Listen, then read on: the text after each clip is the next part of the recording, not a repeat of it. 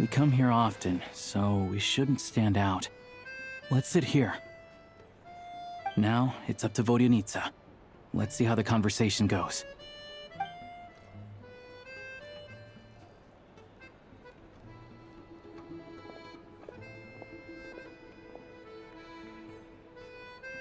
Mr. Mitya! Over here! Over here! Oh, sorry. I got a little held up on my way here. Now we have even less time than we planned.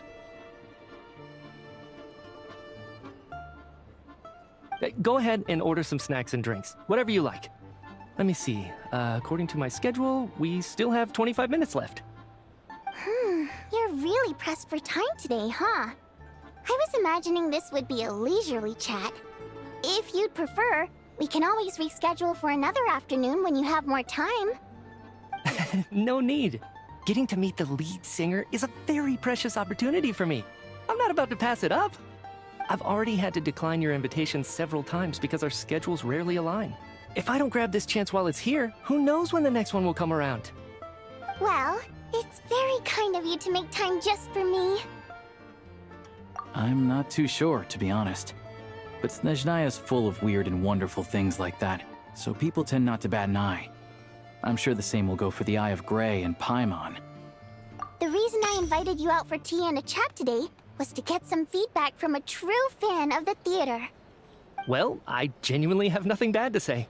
No matter how many times I hear you sing, it never gets old. It always seems fresh and new somehow. Maybe it's because the more times I listen, the more details I notice. Or maybe you simply improve with every performance, delivering it better each time. Thank you! I'm delighted to hear that. Could you give me any specific examples? Oh, yeah. The piece you sang today, for example. Beneath the Frozen River? Hey, what's with you? I'm just praising a good performance. I always used to find that such a bleak and lonely song. But the more you listen, the more you realize that it's not as cold and nihilistic as it appears. When you really dig down into it, there's a certain level where you're surprised by the emergence of hope. Wow, I'm impressed. I didn't expect you to pick up on that. Actually, I only tried out that angle after talking with a composer. Still, Beneath the Frozen River wasn't on today's program. Oh, really? But it's a classic. You sing it every time. Almost every time. Oh, well then. Let me say a few words about that other all-time classic, Flying in the Wind from the Mountain Sparrow. I didn't sing that one today either. My voice wasn't quite up to it, so I switched it out at the last minute. Oh, but, Sorry, Mr. Mitya, but you were at the theater today, yes? Of course I was. Remember? I said hello to all the troupe members before the show started. You, Odette, and the others. So, what did Odette sing today? Elegy of the Snow-Winged Goose, of course. Correct. I see. I see. You find my singing boring, don't you? That's why you don't remember a single song. Looks like I'll need to cut a few from the program next time. No, that's not it. I swear. All right. I'll be straight with you. I'm sorry. My mind was wandering as you took the stage today. I enjoy watching your shows because the exquisite performances stimulate the mind. It always sparks some inspiration for my research. So, whenever I get stuck at work, I come to the theater for a change of pace. Odette's dance during the Elegy of the Snow-Winged Goose today was simply incredible. It got me wondering what she's been going through recently. That look of sheer defiance in the face of utter tragedy? It was so inspiring. I started scribbling in my notebook right away. Not that I made a ton of progress in the grand scheme of things, but I still think it was productive. By the time I snapped out of it, the entire show had finished. So what you're saying is, you didn't listen to my singing at all? Unfortunately not. I'm sorry, I don't know which is more disrespectful. The fact that I don't always come for the show itself, or the fact that I missed your performance. Seems like things are getting a little awkward. Mitya just stepped into a conversational minefield. If there's one thing Vodyanitsa doesn't like, it's people who show disrespect for her performance. This meeting was so hard to set up. Don't tell me it's already falling apart.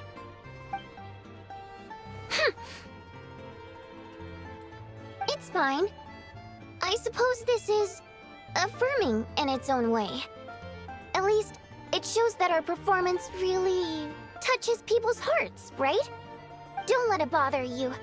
It certainly doesn't bother me. She's showing a lot of restraint. Well, I'll be sure to let Odette know how much you adored her performance. Please don't say that. I always love your performances too. It's just that inspiration struck at the wrong time today. I'm usually all ears. I know, I can tell. That's why I value your opinion.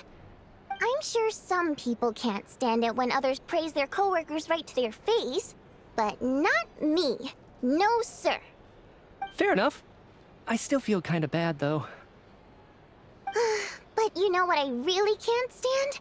People who only show up to the theater to pretend that they're cultured. Makes me sick to my stomach. Oh yeah, 100%. There are too many of those people around. By the time they're walking out the door, they've forgotten all about the show. What's wrong? You look furious. I don't know if you've heard about the boss of the Iskra manufacturing plant. He isn't even a theater investor, but he always demands the same privileges as actual investors. Box tickets only, premium drinks, even the right to request specific songs. Well played, Vodyanitsa. Seems like she's harnessing her rage to steer the conversation back on track. Now that you mention it, I've interacted with that guy before. I gotta say, everyone holds him up as an example of a benevolent businessman, but I don't know. I don't see it. Yeah, he couldn't care less about what's happening on stage. He's just there to flaunt his social status. I hate that I have to prepare programs for guys like that. What's the big deal with that factory he runs anyway? I asked around a bit and heard some pretty shocking stories. Sounds like he's just another greedy capitalist. Oh, really? Yep, the things people are saying are pretty damning. Low wages, insanely long working hours, equipment running around the clock. And as if that's not bad enough, he also strictly forbids his employees from giving any kind of interview. Project Stuja has now been extended so many times, we're at the point where crystal rations for the common folk are barely enough to survive on. Yet he even wants to get his greedy hands on them just to boost his own profits. If the rumors are true, he's in serious violation of the law. Interesting. So you've heard about it too? What? So it's really true? Who knows? I've only heard the same rumors you have. But there's no smoke without fire. The Rooster's been coming down on us hard lately, demanding that we track and trace every single batch of Crystal. My coworkers in the Department of Energy have been tearing their hair out over it. The Rooster? I didn't realize he cared that much. Yeah. Even though there are no restrictions on Crystal trading, the poor will wind up freezing to death if we let the rich buy as much as they want. That's clearly unfair.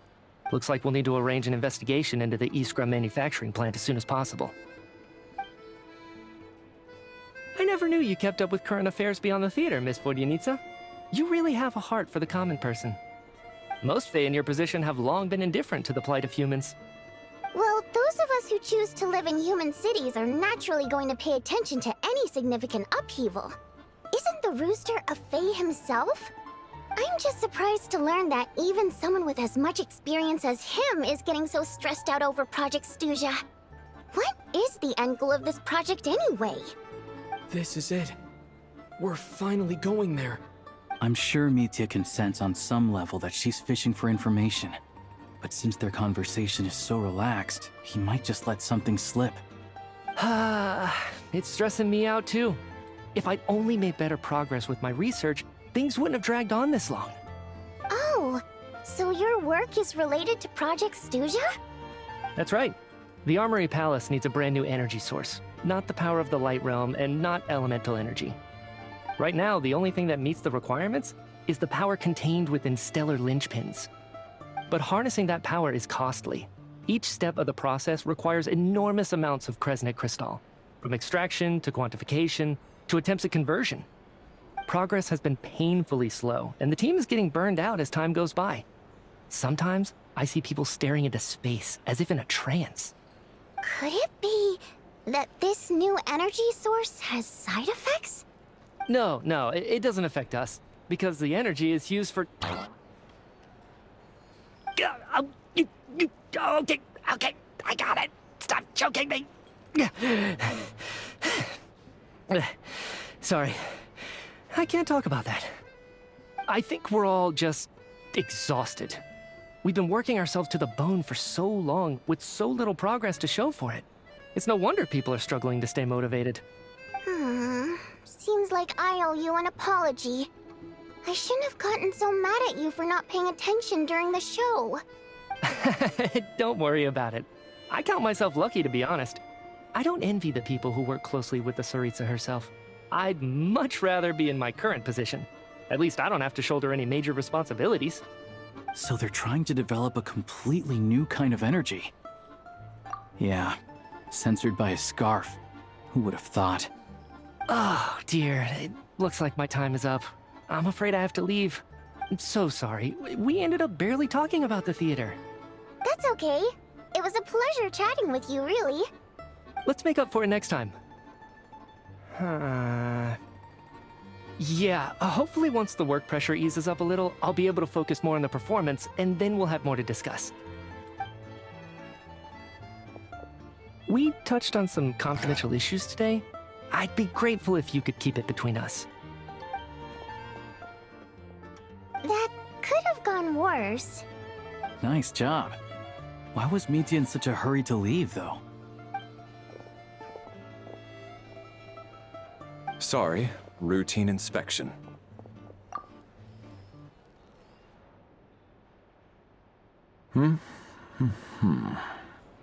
Okay, let's go.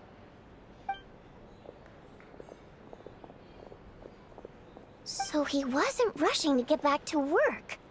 He must have calculated that Valeri would find him here in exactly 25 minutes. That's frighteningly accurate. One of the main duties of the Special Assignments Battalion is to ensure that important figures stick to their schedules. All right, time for us to get going too.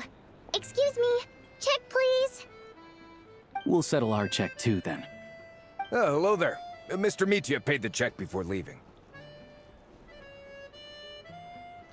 He also asked me to pass on a message. He said it was an honor to share his tea break with Miss Vodyanitsa and her two friends. Wait. So he knew we were here all along? This raises a lot of questions. Did he deliberately mention the new energy source so that we'd overhear it? Maybe his work isn't confidential after all. Maybe the key here is the purpose of this new energy. I guess that's the next thing to look into.